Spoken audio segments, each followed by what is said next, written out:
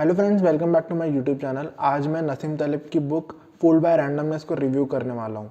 Fooled by randomness एक ऐसी book है जो हमको ये विश्वास दिलाने की कोशिश करती है करके लाइफ में हम जो भी चीज़ें हासिल करते हैं, भले वो जो भी सक्सेस हमको मिलती है या फिर हमको जो भी फेलियर्स मिलते हैं या जो भी चीज़ें हम लाइफ में लूज़ करते हैं, उसमें लक एंड रैंडमनेस का कितना बड़ा एंड कितना क्रूशल रोल होता है। हमारा जो ह्यूमन माइंड है उसकी ये टेंडेंसी होती है करके लाइफ में जो भी इवेंट्स हमारे फेवर में वर्क करते हैं या फिर हमारे अगेंस्ट में वर्क करते हैं, हमारा माइंड उन चीज़ों को रैशनलाइज करने की कोशिश करता है। और ये रैशनलाइजेशन ना कॉज एंड इफेक्ट की थियोरी से होता है कि मैंने ये किया था इसलिए ये हुआ होगा, या फिर मैंने ये किया था इसलिए ये सिचुएशन मेरे फेवर में काम कर रही है। मतलब हम हमारे लाइफ में जो भी इवेंट्स या फिर जो भी इफेक्ट्स होते हैं उनको एक सर्टेन कॉज या एक सर्टेन रीज़न के साथ में जोड़ने की कोशिश करते हैं कि करके मेरे लाइफ में ये चीज़ें हो रही है तो उसका रीज़न ये होगा, ये हो रहा है तो उसका रीज़न ये होगा, फलाना ढिमकाना। नो मैटर वॉट कि वो इवेंट कितना ज़्यादा रैंडम हो, बट हमारा माइंड उसको रैशनलाइज करने की कोशिश करते हैं कि करके कैसे ना कैसे मैं जो भी इवेंट या जो भी इफेक्ट मेरे लाइफ में हुए हैं उनका मैं रीज़न ढूंढ के उन दोनों को जोड़ सकूँ। तो इस बुक में नसीम तलेब ने यही समझाने की कोशिश की कि करके हमारे लाइफ में जितने भी इवेंट्स होते हैं उसमें हमको लक एंड रैंडमनेस को प्रॉपर क्रेडिट देना चाहिए। और हमको ये भी चीज़ें ध्यान में रखनी चाहिए कि हमारे लाइफ में जितने मेजर इवेंट्स होते हैं ना उसमें कहीं ना कहीं रैंडमनेस एंड लक का बहुत बहुत ज़्यादा क्रूशल रोल होता है। तो ये बुक में अलग अलग कॉन्सेप्ट से रैंडमनेस को समझाने की कोशिश की गई है। एंड एक कॉन्सेप्ट जो इस बुक में मुझे बहुत ज़्यादा प्यारा लगा था वो कॉन्सेप्ट है ऑल्टरनेटिव हिस्ट्री का, जो कि ये दर्शाता है कि करके आपने जो डिसीजन लिया है, अगर आप अपने पास्ट में जाते हैं और उस डिसीजन के ऑल्टरनेटिव में कोई और दूसरा डिसीजन लेते तो ऐसा हो सकता था कि करके उस डिसीजन में भी लक आपके फेवर में काम नहीं करता एंड वहाँ पे भी आपको फेलियर मिलता है। हम है ना अक्सर बहुत ज़्यादा रिग्रेट करते हैं, बहुत ज़्यादा गिल्ट में जीत कि हमने ये डिसीजन लिया था, इसके बजाय कोई और दूसरा डिसीजन लेते तो हो सकता है कि करके सिचुएशंस बहुत ज़्यादा चेंज हो जाती। ऐसा हो भी सकता था एंड ऐसा नहीं भी हो सकता था। उस केस में भी ऑल्टरनेटिव हिस्ट्री में भी ऐसा हो सकता था कि लक उस टाइम पे भी आपके फेवर में काम नहीं करता।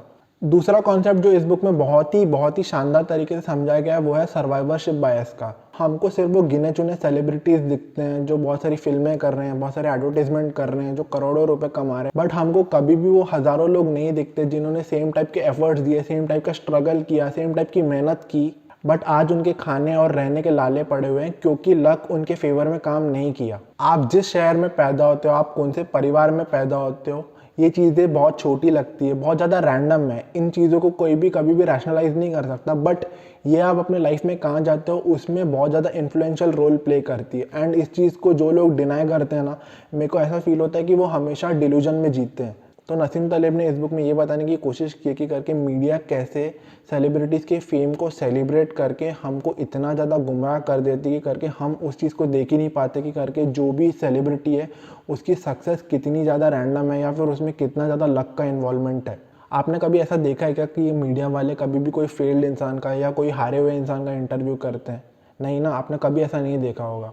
क्योंकि अगर मीडिया और न्यूज़पेपर वाले उनका इंटरव्यू टीवी और न्यूज़पेपर्स में प्रकाशित करते हैं तो आपको ये समझ में आ जाएंगे कि करके जो भी लोग सक्सेसफुल हुए हैं उनकी सक्सेस कितनी ज़्यादा luck based and random based है। पर वो लोग है ना ऐसा कभी नहीं करेंगे। एंड वो क्यों नहीं करेंगे? क्योंकि एक फेलियर्स है ना कभी भी ग्लोरीफाइंग नहीं होते हैं। किसी को भी किसी भी इंसान के फेलियर देखना पसंद नहीं है। लोगों को दूसरे लोगों की सक्सेस देखनी है एंड ये जानने की करके कैसे हम उन्होंने सक्सेस अचीव की तो कैसे हम भी सक्सेसफुल बन सकते हैं, हम भी कैसे सक्सेस अचीव कर सकते हैं। एंड चूंकि आप फेलियर लोगों की स्टोरी को नहीं देखते हो, फेल लोगों की स्टोरी को जानने की कोशिश नहीं करते हो, आप हमेशा गुमराह होते रहे हो एंड हमेशा गुमराह होते रहोगे। और अगर आपको लाइफ में कभी भी ऐसा फील होता है ना कि करके जो भी इंसान सक्सेसफुल है उनके सक्सेस पाथ को हम फॉलो करके हम भी सक्सेसफुल बन जाएंगे, तो ये भी एक बहुत बड़ा डिल्यूजन है, ये भी एक बहुत बड़ा भ्रम है।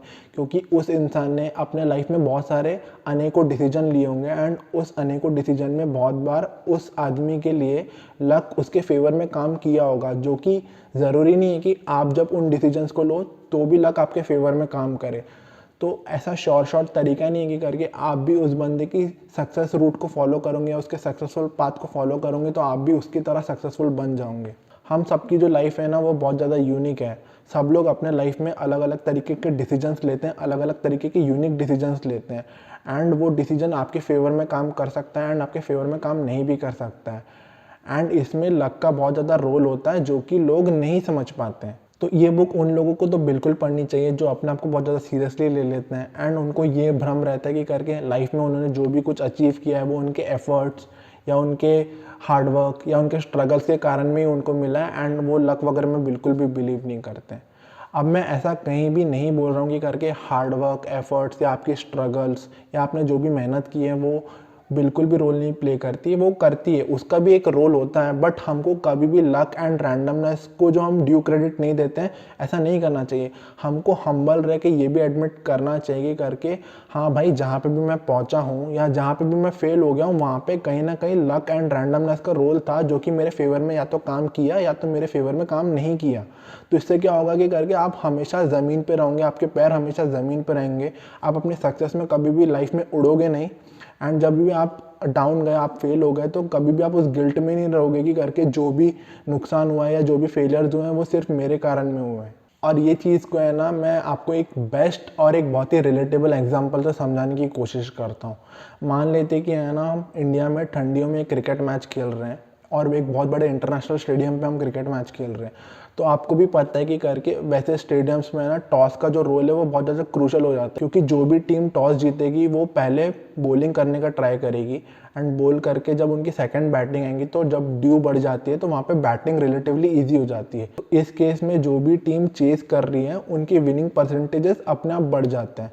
अब इसका ये मतलब नहीं कि करके जो टीम हारी है वो एक बेकार टीम है, ऐसा बिल्कुल भी नहीं है। जस्ट कि उस टीम के फेवर में टॉस आज काम नहीं किया, हो सकता था कि वो टीम अगर टॉस जीत जाती और पहले बॉलिंग करती, सेकंड बैटिंग करती, तो वो टीम जीत जाती। अब टॉस तो एक बहुत ही रैंडम इवेंट है, टॉस जीतना भी एक बहुत ही रैंडम इवेंट है। इससे हम क्या किसी की सक्सेस या मेरिट को हम एक्चुअली में जस्टिफाई कर सकते हैं? नहीं। तो इसलिए लाइफ में हम जहाँ पे भी पहुँचते हैं, हम जितनी भी बड़ी अचीवमेंट या जितनी भी बड़ी सक्सेस पे पहुँच जाएं, हमेशा हमको ये चीज़ ध्यान में रखनी चाहिए, लाइफ में रैंडमनेस एंड लक का बहुत बहुत ज़्यादा क्रूशल रोल होता है जिसको लोग बहुत ज़्यादा नज़रअंदाज करते हैं। तो अगर आप अपने आप को बहुत ज़्यादा सीरियसली लेते हो, अगर आपको ऐसा लगता है कि करके जो भी आपने लाइफ में अचीव किया वो हार्डवर्क एंड बहुत ही ज़्यादा स्ट्रगल से किया है, तो ये बुक आपको डेफिनेटली पढ़नी चाहिए। साथ ही में मैं ये भी बोलूँगा कि करके आप एक अगर बिगिनर इंसान हो जिसने अभी रीडिंग ज़्यादा नहीं की है तो उसको ये बुक नहीं पढ़नी चाहिए, क्योंकि ये बुक कहीं कहीं बहुत ज़्यादा बोरिंग हो जाती है और ये बुक बहुत ज़्यादा मोटी है। तो ये बुक को शायद आप उतने अच्छे तरीके से नहीं पढ़ पाओ जितना कि कोई इंसान जिसने बहुत सारी बुक्स पढ़ी वो पढ़ सके। तो अगर आप इस बुक को चेकआउट करना चाहते हो तो उसका लिंक मैं नीचे डिस्क्रिप्शन में दे दूंगा, वहाँ जाके आप इसको चेकआउट कर सकते हो एंड चाहो तो बाय भी कर सकते हो। मिलते हैं नेक्स्ट वीडियो में, तब तक keep learning and keep smiling. Bye bye.